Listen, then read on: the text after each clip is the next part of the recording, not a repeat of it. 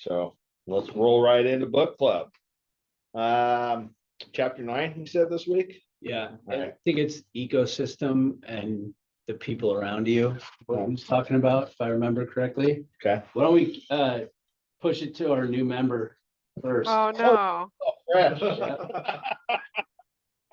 What? Welcome. The role of family and friends in shaping your habits. This resonated with me a lot, and for me personally, I mean, my struggle is you still need to kind of have like surround yourself with people. They're not necessarily 100% going to be moving the needle, right? But they have other qualities that they bring to the table, and I think that's been the hardest thing for me. For my family, because they're very reserved. They're not as much of a risk taker as I am or as outgoing. So it's hard to share wins with them because a lot of the times, it just doesn't resonate with them. And you can see them like getting anxious about like everything that's going on. And it's like, it's cool, man. I got this because I trust my own wings, and it's just such a foreign concept to them. And that's not how they live their lives or operate. And it makes it, like I said, difficult to share, but also difficult to grow because you just can't. Yeah, it's just a little frustrating, but you learn how to navigate and communicate a little bit differently so that they can get a comfort level and still share in your success with everything. So that's what I got out of it. I really enjoyed the book. There's a lot of stuff that I feel like I've already implemented in my life, but it's good to see. It's nice to hear that everyone kind of goes through it, right? It's not just isolated to you, and there's a way out of it and how you can kind of structure things to your benefit and to your own personal growth. Awesome. Well, Yeah. I love what you said about friends and family being, almost a holdback. Grant actually talks about his mother, right? Loves his mother. She was his favorite person, right? But she was also his naysayer. He'd tell his mom about the new business deal or the new apartment acquisition, and she would fret for him, like, oh, what are you going to do when somebody calls you at midnight? And so he says, naysayers are people who love you and are worried about you, but their negative input hurts you, right? Like you can't listen to the naysayer because they're coming from a place of care and comfort, because they, like you said, 95% of the planet lives on this level, and everybody who's trying to get out of that level, the group says, what are you doing? You're crazy. You're at risk. And then he says, so the difference between a naysayer and a hater is the hater watches everything you do, and they're just jealous, basically, right? That's what a hater is. A naysayer is somebody who watches everything you do and they're concerned for you. And they're actually more dangerous to your life than the hater, because the hater, they're there, and you don't really listen to their input, right? But your friends and family were like, oh man, maybe I am taking too much risk. Maybe I am, beyond my capacity. And, so yeah, so that's really a great insight that you picked up on that chapter. I think that's super important. So, Yeah. and thank you for joining our club. I love it. It's great. It's awesome. I was gonna say about the group thing. I always tend to go, I remember being out on a job site. This was a long time ago, and I was a lot feistier back then. But I remember my superintendent, we'd have our OAC meetings, and then I'd say something, and he'd be like, "Ro, you gotta be a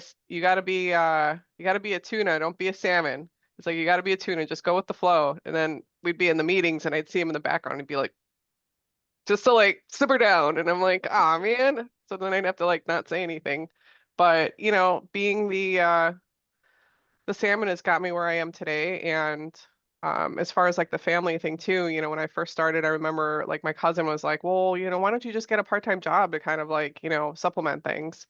And I was like, that's the last thing you're gonna do. You're like, if you're running a business, you gotta be all in. And when it gets tough, you'll figure it out. You're not gonna figure it out if you dip out and go work at Dairy Queen, like you gotta be all in and take the punches and adjust accordingly, and you'll make it. Nice. Good work. Well, I'm glad that you didn't Word. dip out. No. and I'm gonna keep on swimming. Mhm. Who else wanna keep swimming? All right, Scotty, you're up. Yeah, I mean that was Rowena. Thank you for joining the book club as well. And I don't know if you know me, I'm Scotty Tennell from Whitecap. But I've been with the book club for a while now, and it's always nice to see a new I face. remember. So I'm glad you joined. But as far as this chapter, it reminds me of just you are going to be the average of the five closest people that you have in your life, that you seek out and that you hang with and all that. And it reminds me, I have a couple of friends from high school that I still hang out with occasionally, but I went to lunch with one of them recently, and just seeing kind of like the way he lives and the things he talks about, like I realize why there's that separation. It's kind of been a natural separation where we hang out less and less and less because we're on a different trajectory, and he's still stuck doing some of the same things. And it just makes me realize more and more that why that separation that is happening. And I love the guy, and he's a really good lifelong friend, and I'll be there for him if he calls and needs help with stuff. But it's not like I'm gonna go out of my way to be like, let's go hang out type of deal. And it's kind of sad sometimes to see that and recognize it, but you also have to do what's best for yourself and for your family and your growth. Because if you stick there and continue that path, you're not going to get anything from it. Nice. That's pretty much all I got on it. I left a lot of people behind, man. Yep. Clipped a lot of people. I feel you on that, and I don't miss them at all. At first, I thought I would, but it's No, kind of I mean, what's the word? Invigorating, freeing, liberating. That's the word I was looking for. Yeah. Yep. Yeah. sure. Well, I mean, and it's, just because somebody doesn't fit in your life anymore doesn't mean that they're not a good person. And I Yeah. think that might be part of the struggle that we all go through, is like, oh, they're not a bad person, I should try to do something. But you have to stay focused on your goals and your dreams. And if the people that you are surrounding yourself with are focused on the past, then you're going to inevitably be drugged back into the past.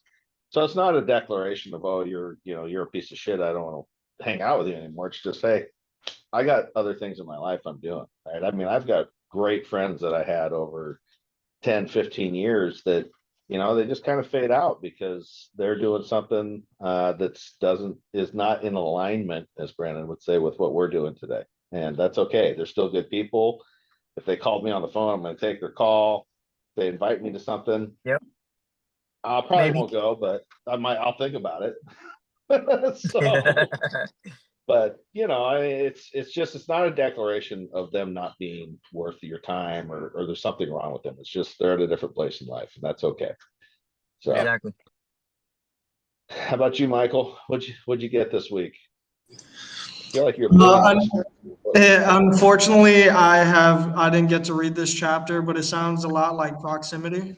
Um, it just essentially, who you hang around or who you are around is who you are. My grandfather used to tell me that from very little, is show me who your friends are and I'll tell you who you are. And honestly, yeah, I agree with Aaron, Scotty, and Rowena. I've had to leave some people behind, and you guys are my only friends now at this point. I consume my life with you guys. So even though I'm not there physically, mentally, I'm here, and I know that everyone here is focused, and I feel the energy rubbing off on me. So Nice. Thank you. And you are always going to be a part of this family, whether you like it or not. You There you too. go. Don't get no.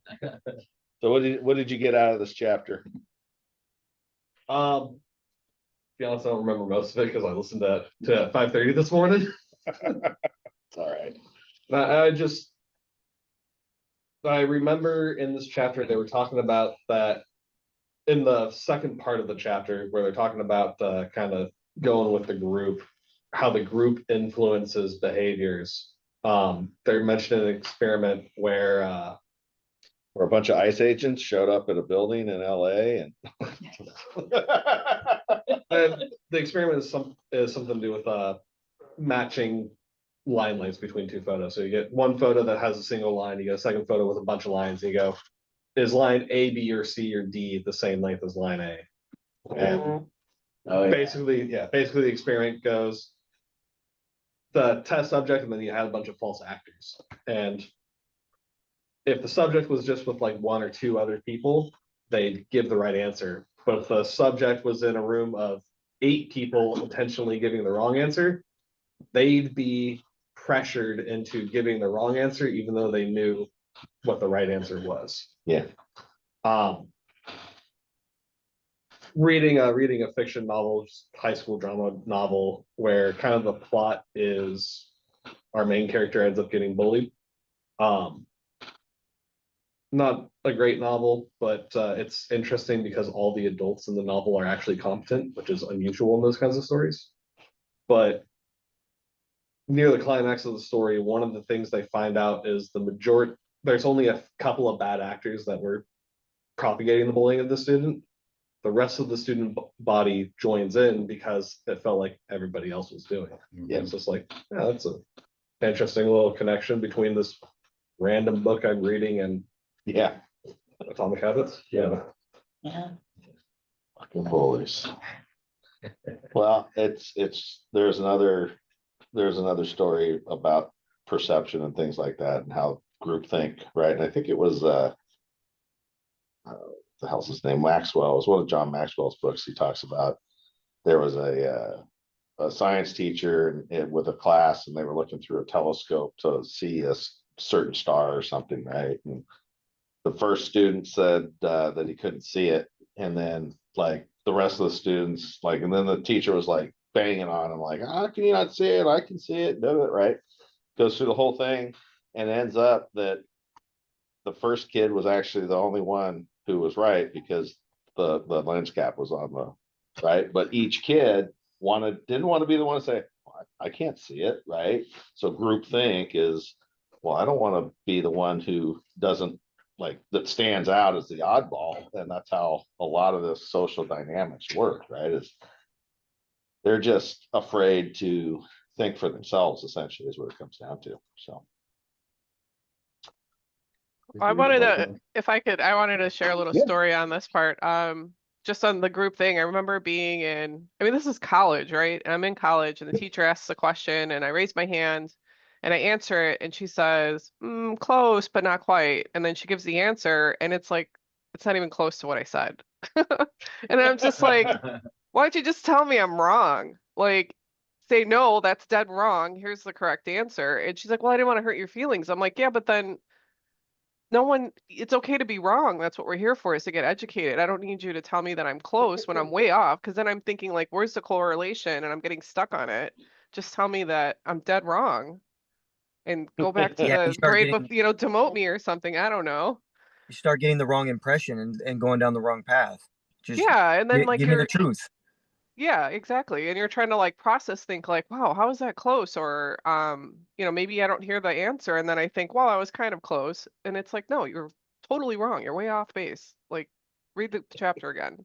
I haven't heard, that's an interesting one. I've never had that happen to me before. I was always wrong. So. Oh, yeah. I was like, and nobody cared about hurting my feelings. Awesome. Let's see, Masood.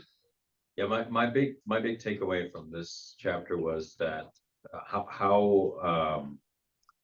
I guess the things that we can control and the things that we can't control in our behavior, and that why is it, even though we all have our own characters and habits and our own personalities and our own ways of doing things, why is it that other people can influence us? So that was like the eye opener for me, and it's really goes back to the core of what human beings are, which is we're social animals and we want acceptance from the folks that we're surrounded by, we want their respect, we want their approval.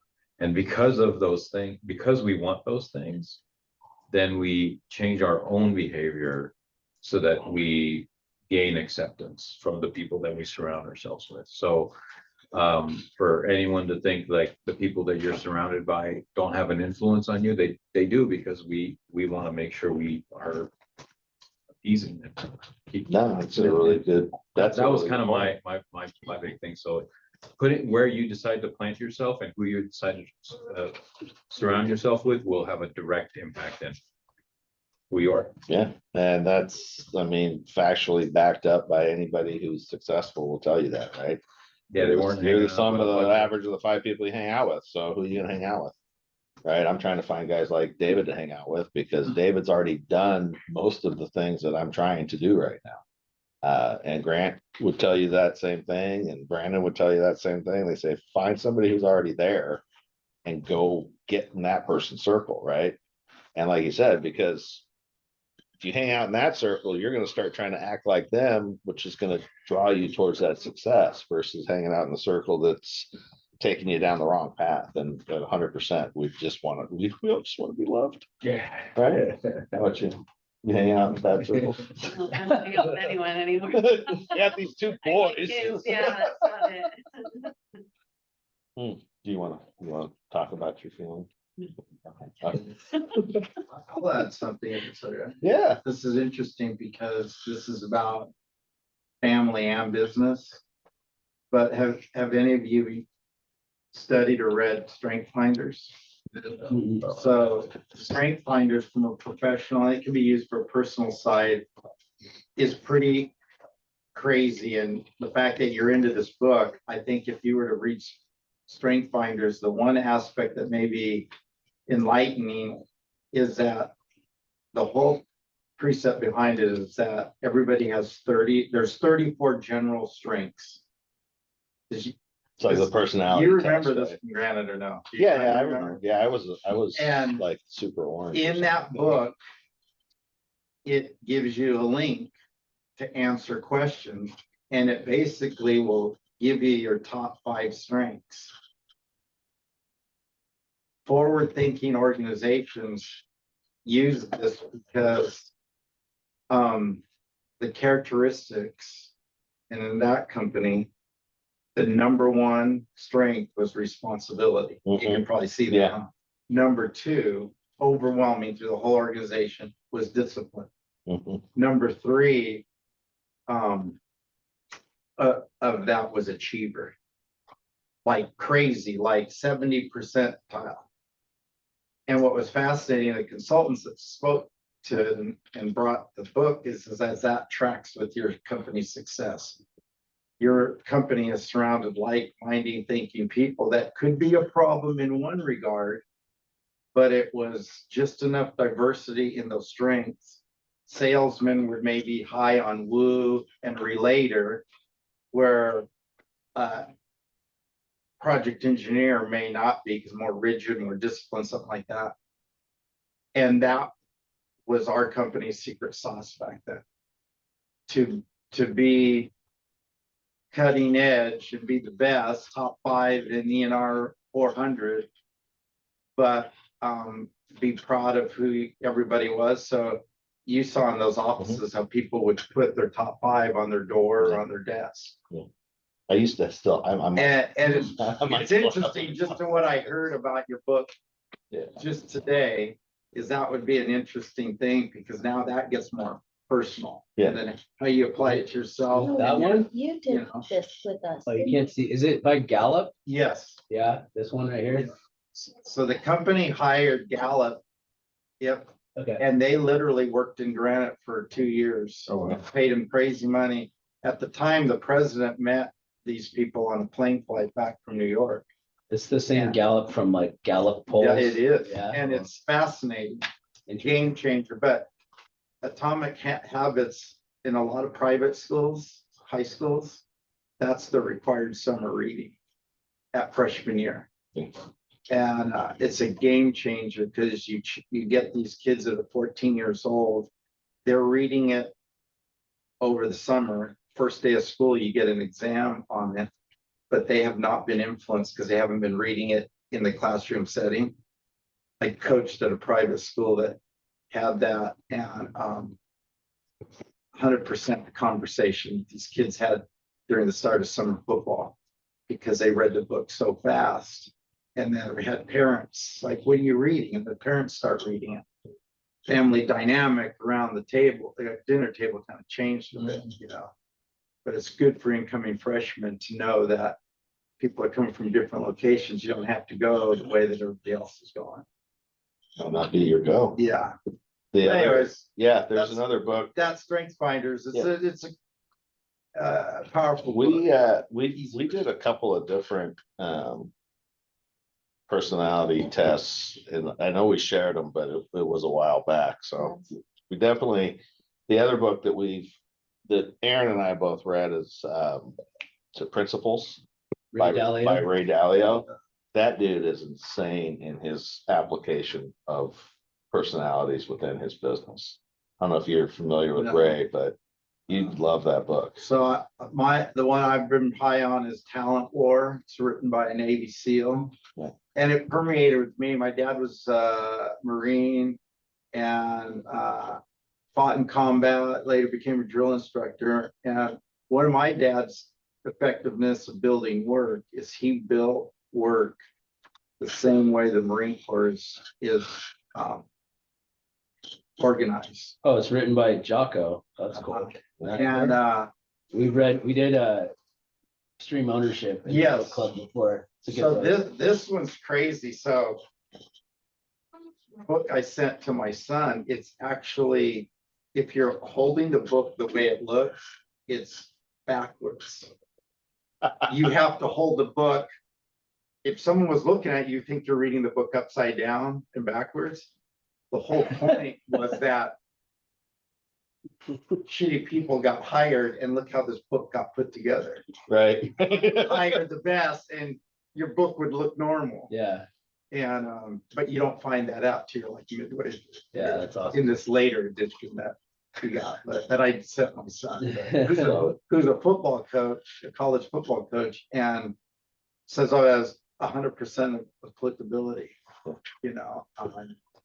But it's really cool that you guys do this thing with the books. I think I kind of came up that way. My mentor used to ask me, like, what's on your nightstand at your house? Mm. And at the time, it was like Sports Illustrated, Field and Stream, just, you know, BS stuff. And he goes, that's terrible. And so this is when it was hard copy, but so he got me Inc. magazine, Fortune, and a book by Napoleon Hill called Think and Grow Rich. Mhm.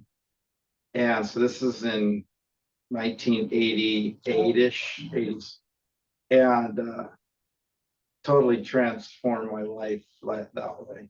Yeah. You know, challenging me, and then he'd ask me questions on the stock market, and I didn't know. Well, we would invest excess profits from the business through a company that we owned called Saratoga Capital. And he says, construction is what we do. Investing is, and making money is who we are. And so I've never left that principle. I've always consulted with people, and we've talked about this. If you're going to do this, you're going to transform your personal network. Yeah. If you're not, then you're doing it wrong, in my opinion. Yeah. Because the work is brutal.